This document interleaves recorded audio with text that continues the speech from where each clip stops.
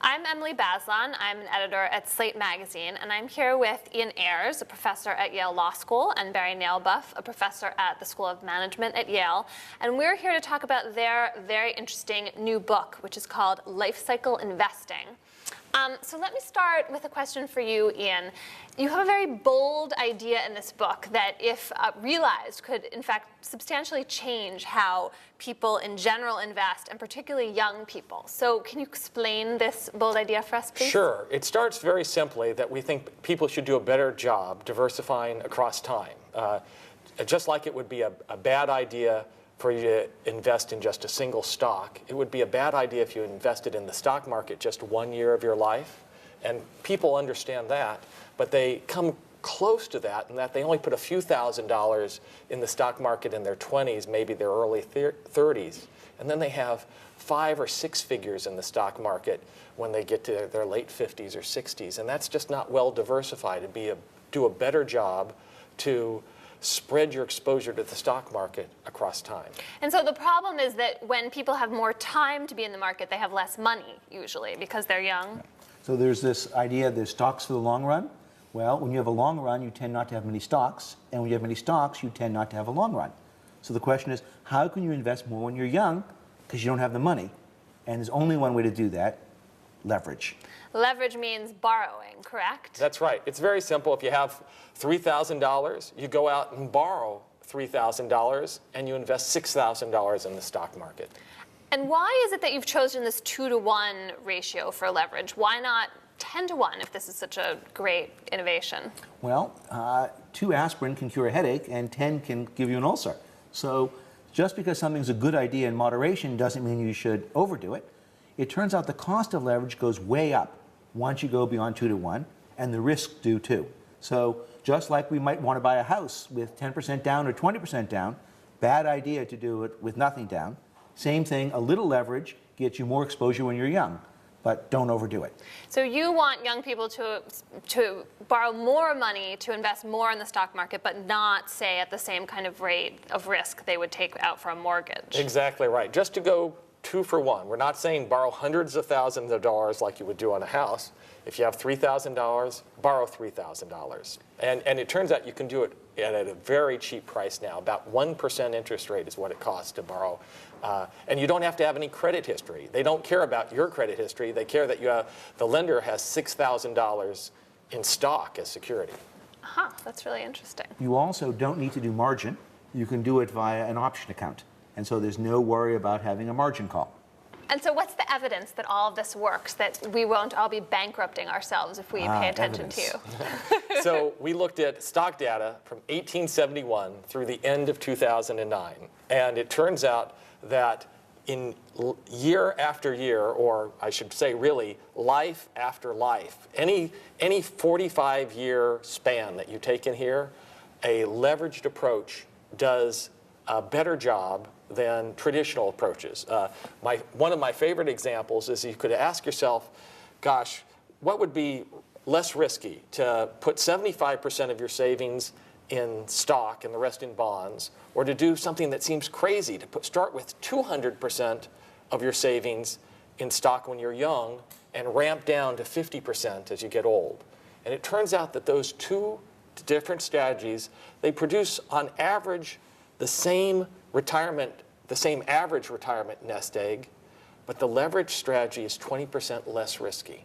Huh, so if you wanted to come out with the same output, you would have 20% less risk. And what that means is that the worst cases are much better, and the best cases aren't as good. So you give up some of the highs in order to get rid of some of the lows. The reason, of course, why it's less risky is the data says it, but theory says too. Because you have your money better spread out across years, no one year ends up dominating the results too much. Right, so you could have a terrible 2007, say, but if you have this 45-year lifespan, you even that out, and everything makes up, in fact, more than makes up for it in the end. That's exactly right. And you can even think about time diversification at the decade level. You know, this last decade, 2007 wasn't a good year, but even this one decade wasn't such a great decade to be invested in the stock market. Better to have 3 decades of exposure than just really a single decade, which is what most people are doing. Right, so we really have to invert our whole conception of risk. You take what feels like more risk, but in fact you're spreading it out over a longer period of time, and that makes it less risky. That's right. You end up actually exposing yourself less to stock in your 50s and 60s, and more when in your 20s and 30s. So let's be clear. When you're doing the leverage, you actually do have more risk because you have more exposure. But you can take less risk and less exposure in your 50s and 60s. And so on net, the exposure is the same. But the reason why it's reduced risk is because we've allowed you to spread it out better. And most people can't do the spreading because they don't have the money. Leverage allows you to do that. Now, are there any groups of people for whom this is not a good strategy? Yes. So first of all, if you have credit card debt, don't do this. Instead, pay off your credit card debt. And that's Because because that's such a liability. Well, the stocks don't return as much as credit card interest, and so you have a guaranteed return, 18% tax-free. Can't beat that. So you need some amount of money as kind of a threshold matter before you go up to this 2-to-1 You need borrowing. to have something to double, right? 2 times 0 is still 0. Got it, got it. So one of the responses to your work that I've read about is this criticism that it's too divorced from human psychology. It sounds so appealing and rational when you both describe it, but I think the idea is that people would be so terrified in a bad decade or a bad year that it would completely blow their whole life savings. And I wonder what your responses are to that. Right. So one response is that we've demonized margin purchases here, but people borrow money to get an education and to buy houses, and they can somehow overcome their psychological fear.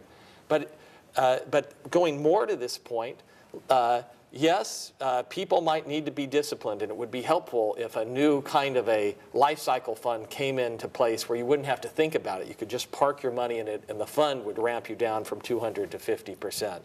So we have target date funds today that essentially follow a birthday rule. Your investment in the market is 100 minus your age. So it might start at 80 or 70 and go down to 50 or 40. Instead, we'd like to automate the process, start at 200, and come down to 40 or 50 as well. I see. And so then one wouldn't necessarily have to think intensely and closely about each year and what the returns were. The other key point is that it's true that there is greater fluctuation when you're young, but the amounts are still very small. And so you may be leveraged on 10,000 to turn into 20. But let's remember that when you're in your 50s and 60s, it could be 100,000 or 500,000 that's being exposed. And so losing most or losing a lot when you're young is still a small amount of money. Huh. Now, if everybody took your advice, if we have some magical Ian Ayres, Barry Nalebuff world, would that collective action change the equation? I think not, because for a couple reasons. First of all, we're suggesting that people take less exposure to stock when they're old and more when they're young.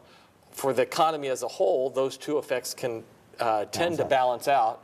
And secondly, it's several aspects of our plan is self-limiting. If for some reason people start borrowing a lot and the interest rate on margin loans go up, then people will not, under our plan, they should borrow less. That as the interest rate goes up for borrowing, as the cost of diversification increases, you diversify less. People had the same fear, by the way, with mutual funds. They said, if everybody just buys mutual funds, oh my God, nobody will figure out what stock should be priced at what. And so everything, it's chaos.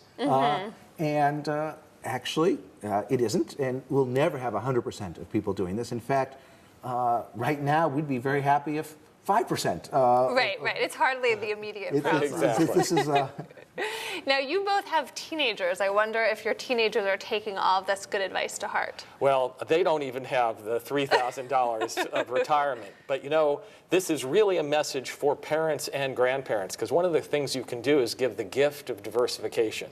My grandmother gave me a U.S. savings bond, which did not expose me to much stock market risk. It gave a very safe but sub-market return.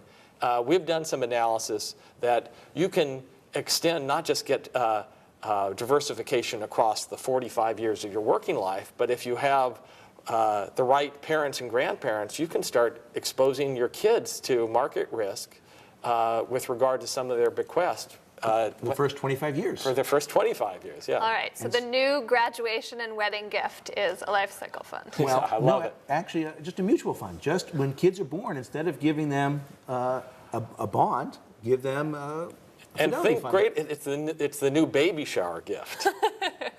All right, I think that's an excellent note to end on. Lifecycle Investing, it is a new book by Ian Ayres and Barry Nalebuff. I'm Emily Bazelon for Slate Magazine. Thanks very much.